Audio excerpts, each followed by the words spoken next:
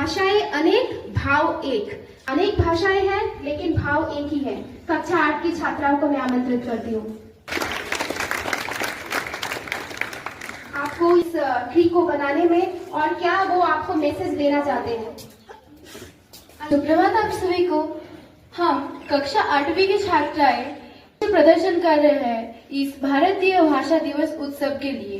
2025 के अंतर्गत हम कक्षा 8वीं की छात्री कुछ बोलना चाहते हैं इस भाषा दिवस उत्सव के लिए। हमारा भारत सबसे अच्छा देश है। तमिल इंडिया ओणम सारंगिया नाडू। धन्यवाद।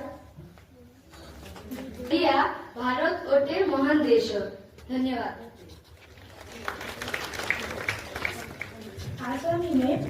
ने बताया कि एक ही बात को बताने के लिए कितनी तरीके हैं, कितनी भाषाएं हैं, परंतु हर किसी का मैसेज एक ही है कि भारत एक महान देश है।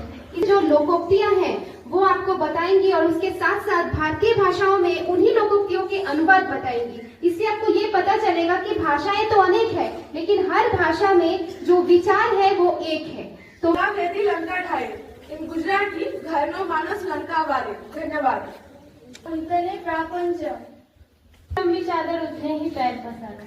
इन ओडिया आया देखी बयां करे। धन्यवाद। मोसेरे भाई इन असामी चोरे चोरे ठेंग देखे। न जाने आंगन टेढ़ा इन भोजपुरी नाच न जाने कंगन में टेढ़े। धन्यवाद।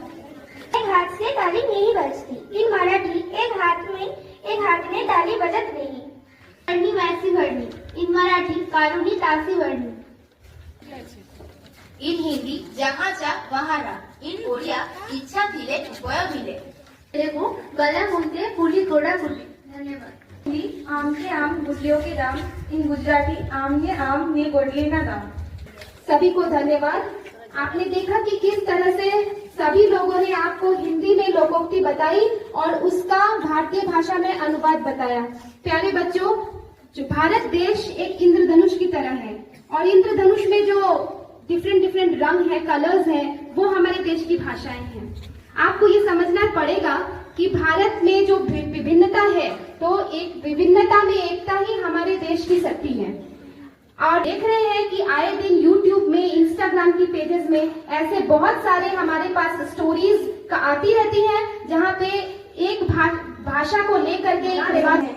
तो आपसे ये अपेक्षित है कि आप ये समझे, कल अगर आप बेंगलोर में जाकर कहीं पोस्टिंग आपको मिले तो आपको ये समझना पड़ेगा कि उनकी भाषा का भी आप आदर करें। आपकी तो भाषा, मातृभाषा जो है उसका आदर आपको करना ही है,